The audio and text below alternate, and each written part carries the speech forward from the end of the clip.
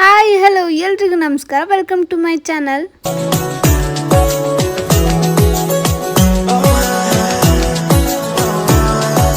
ಇದು ನನ್ನ first long video ಆಗಿರುತ್ತೆ. ಹೇಗೆ ಮಾಡಬೇಕು ಅಂತ ನಿಜವಾಗ್ಲೂ ಗೊತ್ತಿಲ್ಲ, ಬಟ್ ಸ್ಟಿಲ್ ಮಾಡ್ತಾ ಇದ್ದೀನಿ. ಇವತ್ತು ನಾವು ಮತ್ತೆ ನಮ್ಮ ಫ್ರೆಂಡ್ಸ್ ಎಲ್ಲ ಸೇರ್ಕೊಂಡು ಮಂತ್ರಾಲಯಕ್ಕೆ ಹೋಗ್ತಾ ಇದ್ದೀವಿ. ನಮ್ಮ ಜರ್ನಿ ಹೇಗಿರುತ್ತೆ ಅಂತ ನಿಮ್ಮೊಟ್ಟಿಗೆ ಈ ವಿಡಿಯೋದಲ್ಲಿ ಶೇರ್ ಮಾಡ್ತಾ ಇದ್ದೀನಿ. ನಾವು ಹೋಗ್ತಾ ಇರೋದು KSRTC ಬಸ್ಸಲ್ಲಿ ಬಜೆಟ್ ಫ್ರೆಂಡ್ಲಿ ಆಗಿ. ನಾವು ಹೋಗ್ತಾ ಇರೋದು KSRTC ಬಸ್ಸಲ್ಲಿ ಬಜೆಟ್ ಫ್ರೆಂಡ್ಲಿ ಆಗಿ. ನಮ್ಮ ದೇಶ ರೀ, ನಾವು ಕೊಟ್ಟಿರೋ ದೇಶ ಇದು.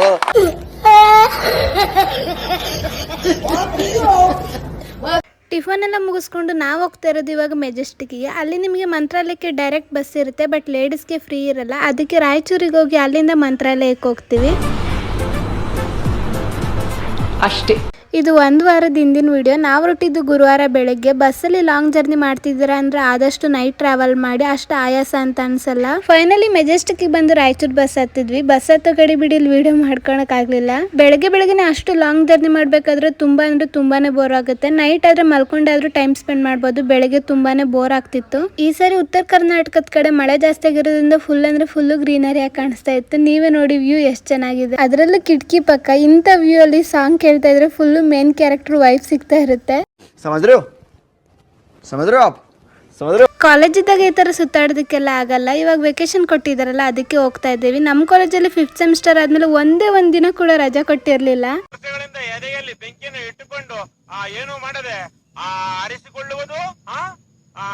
ಸಿಕ್ಸ್ ಸೆಮಿಸ್ಟರ್ ಆದ್ಮೇಲೆ ಕೂಡ ಕೊಡಲ್ಲ, ಅದು ಬೇರೆ ಮಾತು. ಇವಾಗ ಅದಕ್ಕೆ ಒಟ್ಟಿಗೆ 40 days ವೆಕೇಶನ್ ಕೊಟ್ಟಿದ್ದಾರೆ. ಫೈನಲಿ ರಾಯಚೂರಿಗೆ ಬಂದ್ವಿ. ಬೆಂಗಳೂರಿಂದ ರಾಯಚೂರಿಗೆ 9 hours ಜರ್ನಿ ಆಗುತ್ತೆ. ನಾವು ರಾಯಚೂರು ರೀಚ್ ಆದಾಗ 6 ಗಂಟೆ ಆಗಿತ್ತು. ರಾಯಚೂರಿಂದ ಮಂತ್ರಾಲಯಕ್ಕೆ ಆಲ್ಮೋಸ್ಟ್ ಯಾವಾಗ್ಲೂ ಬಸ್ ಇದ್ದೇ ಇರುತ್ತೆ. ಮತ್ತೆ ಕೇವಲ 25 rupeesಗೆ ನೀವು ಮಂತ್ರಾಲಯ ಎಲ್ಲ ರೀಚ್ ಆಗ್ತೀರಾ. ಹೇಗೆ ಅಂದ್ರೆ ಕರ್ನಾಟಕ ಫುಲ್ ಲೇಡೀಸ್ಗೆ ಬಸ್ ಫ್ರೀ ಇದ್ದೇ ಇರುತ್ತೆ.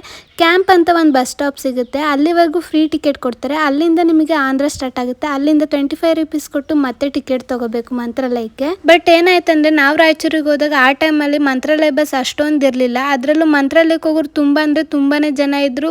ಓಹೋ, ಜನ ಸಾಗರ. ಅದರಲ್ಲಿ ಬಸ್ ಬೇರೆ ಇರಲಿಲ್ಲ. ಮಂತ್ರಾಲಯಕ್ಕೆ 1 hour ಅಷ್ಟೇ ಜರ್ನಿ ಆಗುತ್ತೆ. ಆಟೋದವರು ಪರ್ ಪರ್ಸನ್ 150 ಕೊಡಿ ಮಂತ್ರಾಲಯಕ್ಕೆ ಕರ್ಕೊಂಡು ಹೋಗ್ತೀವಿ ಅಂತ ಹೇಳಿದ್ರು. ಏನು ಮಾಡೋಕ್ಕಾಗುತ್ತೆ, ಬಸ್ ಇರಲಿಲ್ವಲ್ಲ. ಅದಕ್ಕೆ ಆಟೋದಲ್ಲೇ ಮಂತ್ರಾಲಯಕ್ಕೆ ಹೋದ್ವಿ. ನೀವು ಮಂತ್ರಾಲಯಕ್ಕೆ ಬರ್ತಾ ಇದ್ದೀರಾ ಅಂದರೆ ಮೊದಲೇ ರೂಮ್ನ ಪ್ರೀ ಬುಕ್ಕಿಂಗ್ ಮಾಡ್ಕೋಬೋದು. ಬಟ್ ನಾವು ಅನ್ಎಕ್ಸ್ಪೆಕ್ಟೆಡ್ ಆಗಿ ಪ್ಲಾನ್ ಮಾಡಿದ್ದು ರೂಮ್ ಬುಕ್ಕಿಂಗ್ ಆಗಲಿ ಪ್ರೀ ಬುಕ್ಕಿಂಗ್ ಆಗಲಿ ಯಾವುದೇ ರೀತಿಯಾಗಿ ಏನು ಮಾಡಿರಲಿಲ್ಲ. ನಾವು ಮಂತ್ರಾಲಯ ರೀಚ್ ಆದಾಗ 8 ಗಂಟೆ ಸಮಥಿಂಗ್ ಆಗಿತ್ತು. ಅಲ್ಲಿ ನಿಮಗೆ ಪ್ರೈವೇಟ್ ರೂಮ್ಗಳು ತುಂಬಾನೇ ಸಿಗುತ್ತೆ. ನೀವೇ ಹುಡ್ಕೋದು ಬೇಡ, ಅವರೇ ಕರೀತಾ ಇರ್ತಾರೆ. ನೀವು ರೂಮಲ್ಲಿ ಇರ್ತೀರಾ ಅಂದರೆ ಅವ್ರು ಕೇಳಿದಷ್ಟು ಅಮೌಂಟ್ ಕೊಡಬೇಡಿ, ಸ್ವಲ್ಪ ಬಾರ್ಗೇನ್ ಮಾಡಿ. ಅಫ್ಕೋರ್ಸ್ ಹೆಣ್ಮಕ್ಳು ಮಾಡೇ ಮಾಡ್ತಾರೆ. ಬರೀ ಇಂಥದೆಯಾ? ನಿಮಗೆ ರೂಮ್ ಬೇಡ ಅಂತಂದ್ರೆ ದೇವಸ್ಥಾನದ ಮುಂದೆ ಕೂಡ ಇರ್ಬೋದು, ಯಾರು ಏನು ಅನ್ನಲ್ಲ. ಎಷ್ಟೊಂದು ಜನ ಅಲ್ಲೇ ಮಲ್ಕೊಂಡಿರ್ತಾರೆ. ಆದ್ರೆ ನಾವು ರೂಮ್ ಮಾಡ್ಕೊಂಡಿದ್ವಿ. ಮೊದಲೇ ಟ್ರಾವೆಲ್ ಮಾಡಿ ತುಂಬಾನೇ ಸುಸ್ತಾಗಿತ್ತು. ಇನ್ನೂ ಟೈಮ್ ಇತ್ತಲ್ಲ ಅಂತೇಳಿ ಫ್ರೆಶ್ ಅಪ್ ಆಗಿ ದರ್ಶನ ಮಾಡೋಕೆ ಹೊರಟ್ವಿ. ದೇವಸ್ಥಾನ 9 ಗಂಟೆಗೆ ಲಾಸ್ಟ್ ಇರುತ್ತೆ. ಇನ್ನೂ ಟೈಮ್ ಇತ್ತು. ನಾವು ಹೋದಾಗ ಬೇಗನೆ ದರ್ಶನ ಆಯ್ತು. ಸ್ವಲ್ಪ ಜನ ಅಷ್ಟೇ ಇದ್ದಿದ್ದು, ಅದ್ರಲ್ಲೂ ಕ್ಲೋಸಿಂಗ್ ಟೈಮ್ ಬೇರೆ ಆಗಿತ್ತು. ಒಳಗಡೆ ಕ್ಯಾಮ್ರಾ ಅಲೋ ಇಲ್ಲ. ದರ್ಶನ ಮುಗಿಸ್ಕೊಂಡು ಊಟ ಮಾಡೋದಕ್ಕೆ ಅಂದ್ರೆ ಪ್ರಸಾದ ಮಾಡೋದಕ್ಕೆ ಹೊರಟ್ವಿ.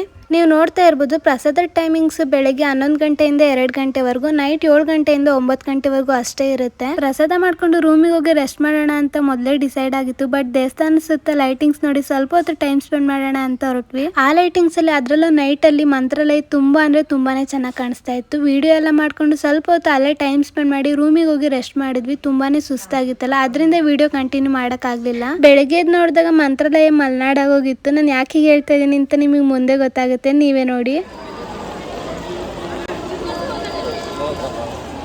ಎಲ್ರೂ ಸ್ಯಾರಿ ಹಾಕೊಳ್ಳೋಣ ಅಂತ ಮೊದಲೇ ಡಿಸೈಡ್ ಆಗಿದ್ವಿ. ಯಾವ್ದಕ್ಕೂ ಇರ್ಲಿ ಅಂತೇಳಿ ಕೊಡೆ ತಗೊಂಡೋಗಿದ್ವಿ, ಅದು ಯೂಸ್ ಆಯ್ತು. ರೆಡಿಯಾಗಿ ರೂಮಿಂದ ಹೊರಗಡೆ ಬಂದಿದ ತಕ್ಷಣ ಮಲ್ಗೆ ಹೂವು ಸಿಕ್ತು. ಆ ಮಳೆಯಲ್ಲೇ ಮಲ್ಗೆ ಹೂವು ತಗೊಂಡು ಮುಟ್ಕೊಂಡು ದರ್ಶನ ಮಾಡೋದಕ್ಕೆ ಹೊರಟ್ವಿ. ದೇವಸ್ಥಾನದ ಪಕ್ಕದಲ್ಲಿ ಒಂದು ಪುಟ್ಟು ದೇವಸ್ಥಾನ ಇದೆ, ಮಂಚಲಮ್ಮ ಅಂತ. ಅದನ್ನ ಮೊದಲು ದರ್ಶನ ಮಾಡಿಕೊಂಡು ನಂತರ ರಾಯರ ದರ್ಶನ ಮಾಡಬೇಕು.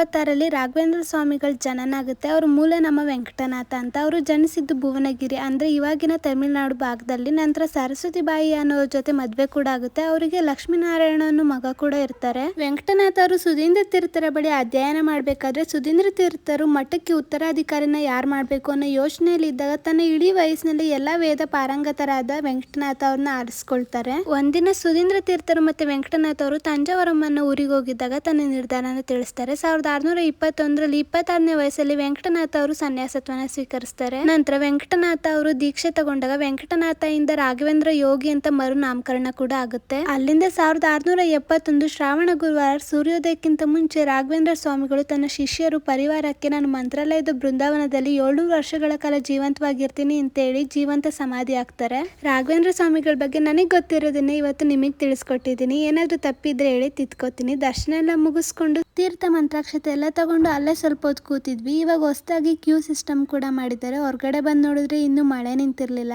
ಆ ಮಳೆಯಲ್ಲೇ ಎಲ್ಲರೂ ದರ್ಶನಕ್ಕೆ ಬರ್ತಾ ಇದ್ರು. ನಾವು ದೇವಸ್ಥಾನದ ಒಳಗಡೆ ಹೋಗ್ಬೇಕಾದ್ರೂ ಕೂಡ ಮಳೆ ಬರ್ತಾ ಇತ್ತು. ಅವಾಗ ತುಂಬಾನೇ ಜನ ಇದ್ರು. ದರ್ಶನ ಮುಗಿಸ್ಕೊಂಡು ಹೊರಗಡೆ ಬಂದಾಗ ಅಷ್ಟೊಂದು ಜನ ಇಲ್ಲ ಅಂತ ಅನಿಸ್ತಾ ಇತ್ತು. ನೀವು ಮಂತ್ರಾಲಯಕ್ಕೆ ವಿಸಿಟ್ ಮಾಡ್ತಾ ಇದ್ರ ಅಂದ್ರೆ ಮಂತ್ರಾಲಯ ಅಷ್ಟೇ ಅಲ್ಲದೆ ಸರೌಂಡಿಂಗ್ಸ್ ಇನ್ನ ಪ್ಲೇಸಸ್ ಇದೆ. ಓನ್ ವೆಹಿಕಲ್ ಅಲ್ಲಿ ಬಂದಿದ್ದೀರಾ ಅಂದ್ರೆ ನೀವು ಹೋಗ್ಬೋದು. ಓನ್ ವೆಹಿಕಲ್ ಇಲ್ಲ ಅಂದ್ರೂ ಕೂಡ ಹೋಗ್ಬೋದು. ಆಟೋದವರು ಪರ್ ಪರ್ಸನ್ 150 ಚಾರ್ಜ್ ಮಾಡಿ 5 ಪ್ಲೇಸಸ್ ನ ತೋರಿಸ್ತಾರೆ. ನೀವು ಆಟೋದಲ್ಲೆಲ್ಲ ಬಾರ್ಗಿನ್ ಮಾಡೋದಕ್ಕಾಗಲ್ಲ. ಮಂತ್ರಾಲಯದಿಂದ ಅಷ್ಟು ದೂರ ಕರ್ಕೊಂಡು ಹೋಗ್ತಾರೆ. ಲಾಂಗ್ ಜರ್ನಿ ಅಂತ ಅನ್ಸುತ್ತೆ. ಅಷ್ಟು ಅಮೌಂಟ್ ವರ್ತ್ ಅಂತ ಅನ್ಸುತ್ತೆ. ನಾವು ಆ ಮಳೆಯಲ್ಲಿ ಎಲ್ಲಾ ಪ್ಲೇಸಸ್ ನೋಡೋಣ ಅಂತ ಅನ್ಕೊಂಡು ಆಟೋದಲ್ಲಿ ಹೊರಟ್ವಿ. ಅವ್ರು ನಮಗೆ ಫಸ್ಟ್ ತೋರಿಸಿದ್ದು ಅಭಯಾಂಜನೇಯ ದೇವಸ್ಥಾನ. ಇದಿರೋದು ಮಂತ್ರಾಲಯದಿಂದ 1 ಕಿಲೋಮೀಟರ್ ಡಿಸ್ಟೆನ್ಸ್ ಅಲ್ಲಿ. ನೀವೇ ನೋಡಿ ಎಷ್ಟು ಮಳೆ ಬರ್ತಾ ಇದೆ. ಸ್ವಲ್ಪ ಹೊತ್ತು ಕೂಡ ಮಳೆ ನಿಂತಿರ್ಲಿಲ್ಲ. ಆ ಮಳೆಯಲ್ಲೇ ವಿಡಿಯೋ ಮಾಡ್ತಾ ಇದ್ದೀನಿ. ನೆಕ್ಸ್ಟ್ ಅವ್ರು ನಮ್ಮನ್ನ ಕರ್ಕೊಂಡು ಹೋಗುದು ಅಪ್ಪಣ್ಣಾಚಾರ್ಯ ಅವರ ಮನೆಗೆ. ಅಲ್ಲಿ ನೀವು ರಾಯರು ವಿಶ್ರಾಂತಿ ಮಾಡ್ತಿದ್ದ ಜಾಗ ನೋಡ್ಬೋದು. ಟಿವಿ ಸ್ಕ್ರೀನ್ ಮೇಲೆ ಇಷ್ಟೇ ಕೂಡ ಹೇಳ್ತಾ ಇರ್ತಾರೆ. ನಮಗೆ ಟೈಮ್ ಇರ್ಲಿಲ್ಲ. ಆಟೋದವ್ರು ಬೇರೆ ಕರೀತಾ ಇದ್ರು. ಮಳೆ ಬೇರೆ ಬರ್ತಾ ಇತ್ತು. ನೆಕ್ಸ್ಟ್ ಪ್ಲೇಸಿಗೆ ಹೊರಟ್ವಿ.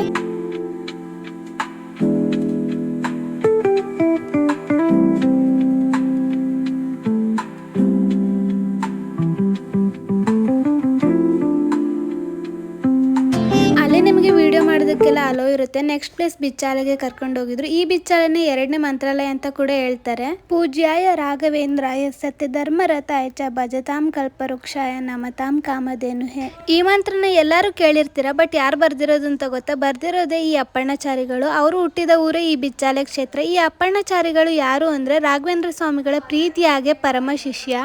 ಮತ್ತೆ ನಿಮಗೆ ಗೊತ್ತಿರೋ ಹಾಗೆ ಆಲ್ಮೋಸ್ಟ್ ಟಿವಿ ಸೀರಿಯಲ್ ಮೂವಿಗಳಲ್ಲಿ ನೋಡಿರ್ತೀರ. ರಾಯರು ಅಪ್ಪಣ್ಣಾಚಾರಿಗಳಿಗೆ ಗೊತ್ತಿಲ್ದೇನೆ ಬೃಂದಾವನಸ್ಥರಾಗಿರ್ತಾರೆ. ಅವರು ಅದೇ ದುಃಖದಲ್ಲಿ ಇವಾಗಿನ ಮಂತ್ರಾಲಯಕ್ಕೆ ಹೋಗ್ಬೇಕಾದ್ರೆ ದಾರಿ ಕೊಟ್ಟಿದ್ದು ಇದೇ ತುಂಗಭದ್ರಾ ನದಿ ಅಂತ ಹೇಳ್ತಾರೆ. ಶ್ರಾವಣ ಮಾಸದಲ್ಲಿ, ಅದರಲ್ಲೂ ಮಳೆಗಾಲ, ಆ ಕಾಲದಲ್ಲಿ ಬಸ್ ಕಾರ್ ಫೆಸಿಲಿಟಿ ಏನು ಇಲ್ಲದೆ ದುಃಖದಲ್ಲಿ ಮಂತ್ರಾಲಯಕ್ಕೆ ಹೊರಡ್ತಾರೆ. ಆ ಕ್ಷಣದಲ್ಲಿ ಹುಟ್ಟಿದ ಮಂತ್ರವೇ ಈ ಪೂಜ್ಯಾಯ ರಾಘವೇಂದ್ರಾಯ ಮಂತ್ರ. ಆ ಮಂತ್ರನ ಹೇಳ್ಕೊಂಡು ಅಂದ್ರೆ ರಾಯರ ಸ್ತೋತ್ರನ ಪಠನೆ ಮಾಡ್ಕೊಂಡು ನದಿ ಕಾಲಿಟ್ಟಾಗ ತುಂಗಭದ್ರಾ ನದಿ ಅವರಿಗೆ ಮಂತ್ರಾಲಯಕ್ಕೆ ಹೋಗೋದಕ್ಕೆ ದಾರಿ ಮಾಡಿಕೊಟ್ಟಿರುತ್ತೆ ಅಂತ ಹೇಳ್ತಾರೆ. ಮತ್ತೆ ಇದು ಏಕಶಿಲಾ ಬೃಂದಾವನ ಅಂದ್ರೆ ಒಂದೇ ಕಾಲದಲ್ಲಿ ಸ್ವತಃ ಅಪ್ಪಣ್ಣಾಚಾರಿಗಳೇ ಪ್ರತಿಷ್ಠಾಪಿಸಿರ್ತಾರೆ. ಅದು ಕೂಡ ರಾಯರು 13 ವರ್ಷಗಳ ಕಾಲ ಅಪ್ಪಣ್ಣಾಚಾರಿಗಳ ಜೊತೆ ಇದ್ದಾಗ ಅವರು ತಪಸ್ ಮಾಡಿದ ಜಾಗದಲ್ಲಿ.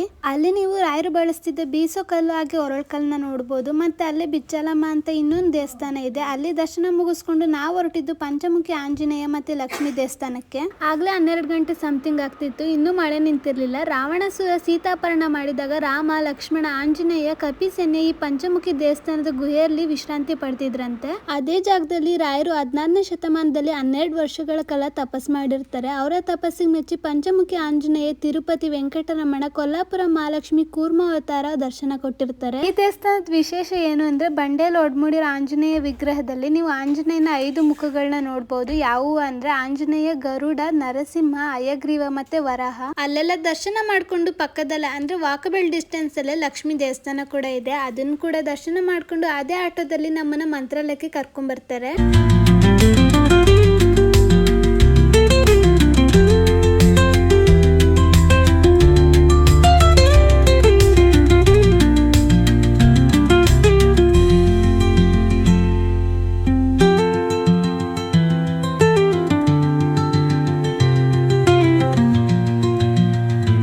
ನಾವು ಮಂತ್ರಾಲಯಕ್ಕೆ ಬರೋ ಅಷ್ಟಲ್ಲ ಆಗ್ಲೇ 1 ಗಂಟೆ ಆಗೋಗಿತ್ತು. ನಾವು ಇವತ್ತೇ ಬೆಂಗಳೂರಿಗೆ ಕೂಡ ಹೋಗೋಣ ಅಂತ ಅಂದ್ಕೊಂಡ್ವಿ. ಬೆಳಗ್ಗೆಯಿಂದ ಟಿಫನ್ ಮಾಡಿರಲಿಲ್ಲ. ಅದಕ್ಕೆ ಇಡ್ಲಿ ಪಾರ್ಸೆಲ್ ತಗೊಂಡ್ಬಂದು ರೂಮಲ್ಲಿ ಟಿಫನ್ ಮಾಡ್ಕೊಂಡ್ವಿ. ಸ್ವಲ್ಪ ಹೊತ್ತು ರೆಸ್ಟ್ ಮಾಡಿ ಬೆಂಗಳೂರಿಗೆ ಹೋಗೋದಕ್ಕೆ ಬ್ಯಾಗ್ ಎಲ್ಲ ಪ್ಯಾಕ್ ಮಾಡ್ಕೊಂಡು ಮತ್ತೆ ರಾಯರ ದರ್ಶನ ಮಾಡ್ಕೊಂಡು ಪಕ್ಕದಲ್ಲೇ ತುಂಗಭದ್ರಾ ನದಿ ಇದೆ, ಅಲ್ಲಿ ದೀಪ ಹಚ್ಚೋಣ ಅಂತ ಹೊರಟ್ವಿ.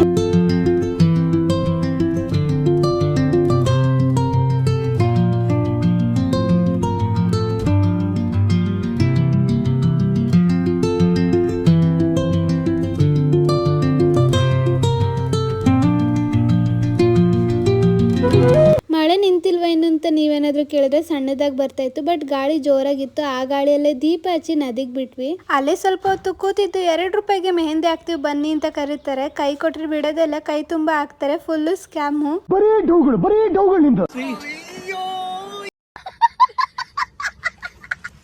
ಅವ್ರಿಗೆ ಕೈ ಕೊಟ್ಟರೆ ಸಾಕು, ನಿಮಗೆ ಯಾವ ಡಿಸೈನ್ ಬೇಕು ಅಂತ ಕೇಳೋ ಪೇಷನ್ಸಲ್ಲಿ ಕೂಡ ಇರಲ್ಲ. ಅವ್ರಿಗೆ ಮನಸ್ಸಿಗೆ ಹೇಗೆ ಬರುತ್ತೋ ಹಾಗೆ ಆಗ್ತಾ ಇರ್ತಾರೆ. ಅವ್ರ ಹತ್ರ ಹೇಗೋ ಕೈ ಬಿಡಿಸ್ಕೊಂಡು ಹೊರಗಡೆ ಬಂದ್ವಿ.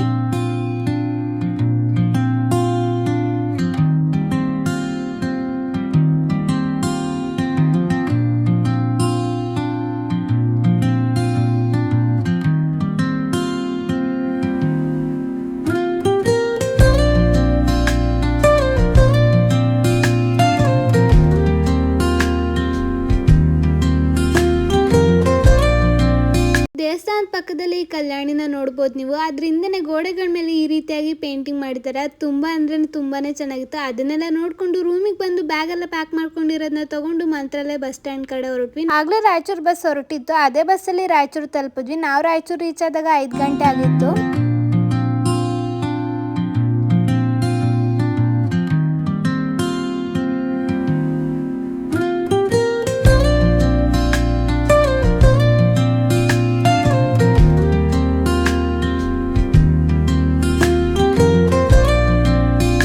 ರಾಯಚೂರಲ್ಲಿ 1/2 ಅವರ್ ವೆಯ್ಟ್ ಮಾಡಿ ಆದಮೇಲೆ ಬೆಂಗಳೂರು ಬಸ್ ಸಿಕ್ತು. ನಾವು ಸಂಜೆ ಬಸ್ ಹತ್ತಿರೋದ್ರಿಂದ ಬೆಳಗ್ಗೆ ಬೆಂಗಳೂರಲ್ಲಿ ಇರ್ತೀವಿ. ಈ ವಿಡಿಯೋನ ಇಲ್ಲಿಗೆ ಎಂಡ್ ಮಾಡ್ತಾ ಇದ್ದೀನಿ. ಹೋಪ್ ನಿಮಗೆ ಇಷ್ಟ ಆಗಿರುತ್ತೆ ಅಂತ ಅಂದ್ಕೊಂಡಿದ್ದೀನಿ. ಅಷ್ಟೇ, ಬಾಯ್.